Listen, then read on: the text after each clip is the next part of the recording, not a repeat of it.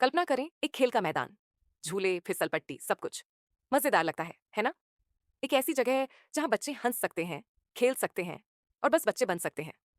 ये एक ऐसा दृश्य है जो खुशी और मासूमियत से भरा है। अब कल्पना करें कि वहां कोई बाड़ नहीं है, कोई निगरानी नहीं है। जो सीमाएं उन्हें सुरक्षित रखती हैं वे गायब हो गई हैं। बस बच्चे खुले में दौड़ रहे हैं और आसपास अजनबी घूम रहे हैं। अजनबी जो कोई भी हो सकते हैं, किसी भी इरादे के साथ। ये आज के बच्चों के लिए इंटरनेट है, विशेष रूप से प्लेटफॉर्मों जैसे इंस्टाग्राम और फेसबुक पर। ये एक विशाल खुली जगह है जहां अनंत संभावनाएं हैं, लेकिन साथ ही अनगिनत खतरे भी। हम बच्चों को ऑनलाइन सुरक्षित रहने के लिए कहते हैं। हम उन्हें सुझाव और दिशा निर्देश देते हैं, लेकिन हम वास्तव में इसे सुरक्षित बनाने के लिए क्या कर रहे हैं? क्या हम आवश्यक बाड़े लगा रहे हैं? क्या हम उन्हें निगरानी में रख रहे हैं जब वे इस डिजिटल खेल के मैदान में यात्रा कर रहे हैं? क्योंकि अभी ये ऐसा है जैसे हम उन्हें उस बाड़विहीन खेल के मैदान पर छोड़ रहे हैं और सबसे अच्छे की उम्मीद कर रहे हैं। हम भरोसा कर रहे हैं कि वे ठीक रहेंगे, लेकिन क्या यह पर्याप्त है? ये किसी दूर भविष्य की बात नहीं है। यह हमारी वर्तमान वास्तविकता है। ये अभी हो रहा है, हर दिन। बच्चे ऑनलाइन खतरों का सामना कर रहे हैं और कंपनी जो अरबों कमा रही है, जबकि यह सब हो रहा है। मार्क जुकरबर्ग की मेटा, टेक दुनिया की एक दिग्गज कंपनी, फिर भी ऐसा लगता है कि अपने सबसे छोटे उपयोगकर्ताओं की कमजोरियों के प्रति उदासीन है।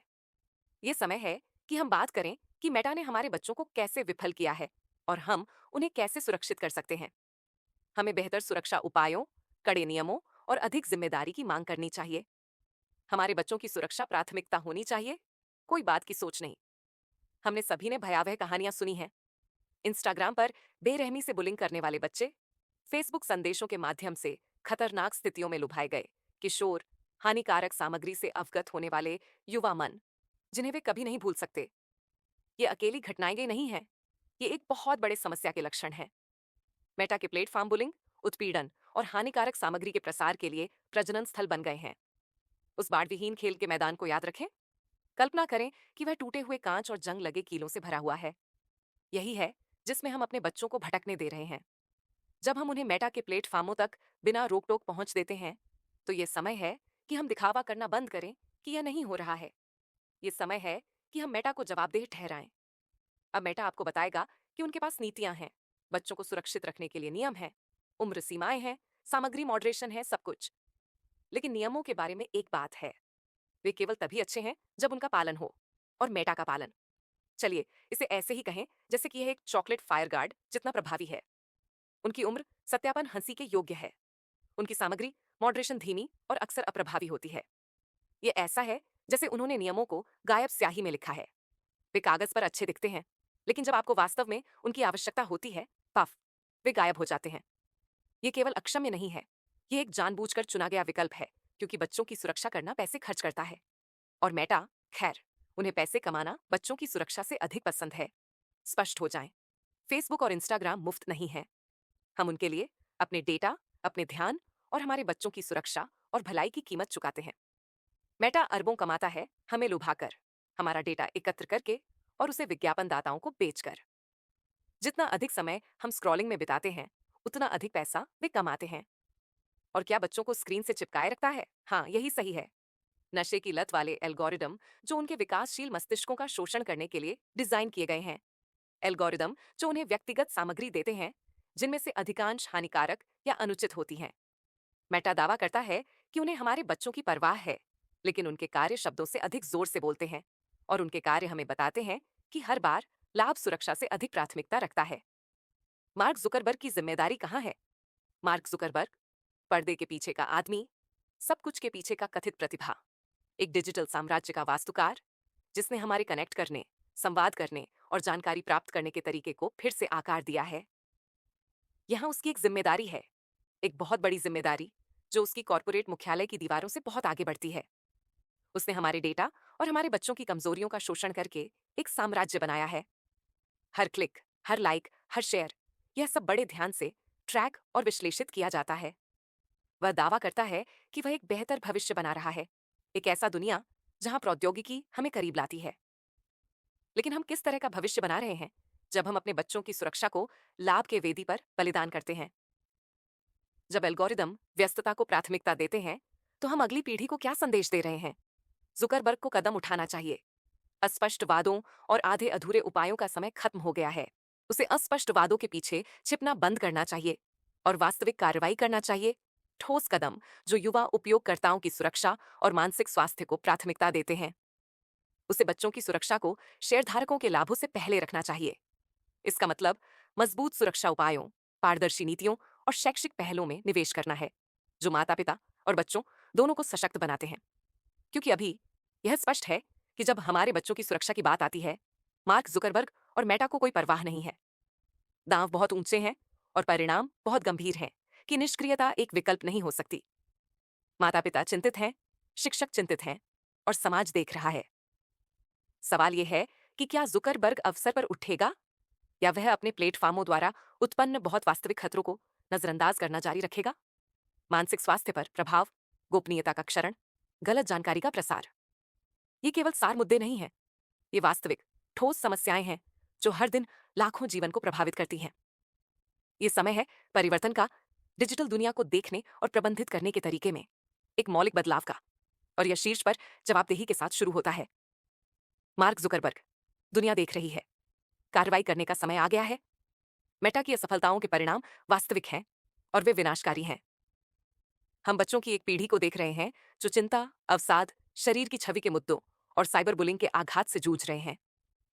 वे एक ऐसी दुनिया में बड़े हो रहे हैं जहां उनकी आत्मसम्मान को लाइक्स और फॉलोअर्स में मापा जाता है, जहां उनके हर कदम को ऑनलाइन दस्तावेज और विश्लेषण किया जाता है।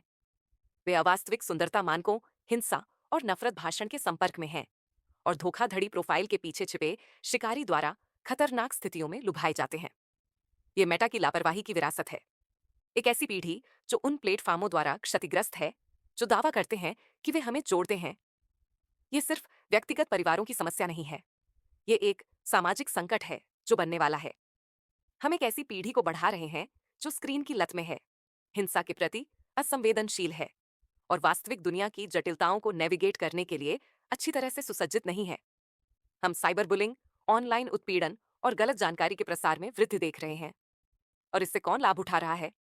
हाँ, मेटा। वे अरबों कमा रहे हैं, जबकि हमारा समाज उनके निर्माण के भार के तहत ढह रहा है। ये समय है कि हम मेटा को एक निर्दोष टेक कंपनी के रूप में मानना बंद करें और उन्हें पहचानें कि वे क्या हैं, हमारे बच्चों और हमारे भविष्य के लिए एक खतरा। तो हम क्या कर सकते हैं? हम मेटा को उनके द्वारा किए गए नुकसान के लिए कैसे जवाबदेह ठहर सकते हैं? सबसे पहले हमें कड़े नियमों की आवश्यकता है। उम्र सत्यापन को वास्तविक बनाना होगा, न कि केवल एक चेक बॉक्स। सामग्री मॉडरेशन को तेजी से और अधिक प्रभावी होना होगा। दूसरे, हमें उन्हें वहां मारना होगा जहां उन्हें सबसे ज्यादा दर्द होता है, उनके बटुए में। भारी जुर्माना, मुकदमे और बहिष्कार एक संदेश भेज सकते हैं जिसे वे नजरअंदाज नहीं कर सकते। तीसरे, हमें माता पिता और शिक्षकों को उन उपकरणों और संसाधनों के साथ सशक्त बनाना होगा जो उन्हें बच्चों को ऑनलाइन सुरक्षित रखने की आवश्यकता है। ये सोशल मीडिया को प्रतिबंधित करने के बारे में नहीं है, यह इसे सुरक्षित बनाने के बारे में है। यह उन कंपनियों से बेहतर की मांग करने के बारे में है जो दावा करते हैं कि वे हमें जोड़ते हैं। लेकिन यह केवल मेटा के बारे में नहीं है, यह पूरी टेक इंडस्ट्री के बारे में है। ये कंपनियों से सुरक्षा को लाभ से ऊपर प्राथमिकता देने की मांग करने के बारे में है। यह सुनिश्चित करने के बारे में है कि वे प्लेटफॉर्म बच्चों की सर्वोत्तम हितों को ध्यान में रखकर डिजाइन करें।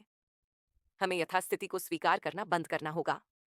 हमें अपने बच्चों की सुरक्षा को एक बात की सोच की तरह मानना बंद करना होगा।